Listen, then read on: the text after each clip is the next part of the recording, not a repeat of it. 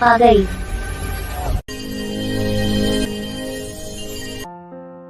ஆதாம் ஏவாளுக்கு தேவன் கொடுத்த பிள்ளைகள் காயீன், ஆபேல். ஆபேல் ஆடுகளை மேய்க்கிறவனானான், காயீன் நிலத்தை பயிரிடுகிறவனானான்.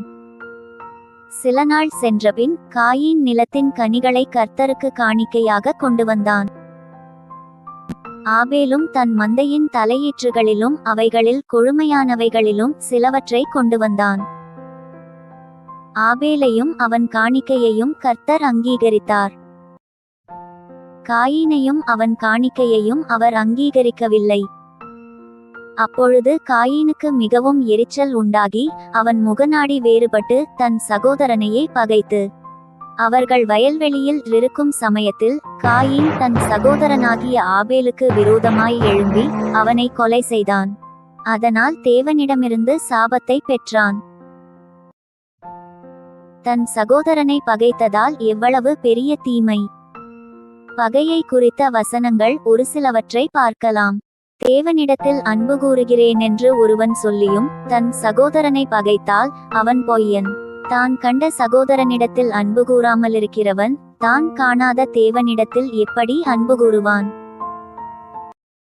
தன் சகோதரனை பகைக்கிற எவனும் மனுஷ கொலைபாதகனாயிருக்கிறான். மனுஷ கொலைபாதகன் எவனோ அவனுக்குள் நித்திய ஜீவன் நிலைத்திராது என்று அறிவீர்கள். ஒளியிலே இருக்கிறேன் என்று சொல்லியும் தன் சகோதரனை பகைக்கிறவன் இதுவரைக்கும் இருளிலே இருக்கிறான்.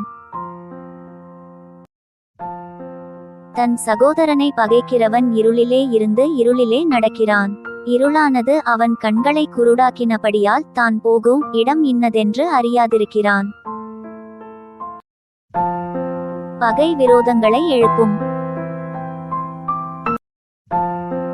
பகையை மறைக்கிறவன் பொய் உதடன்.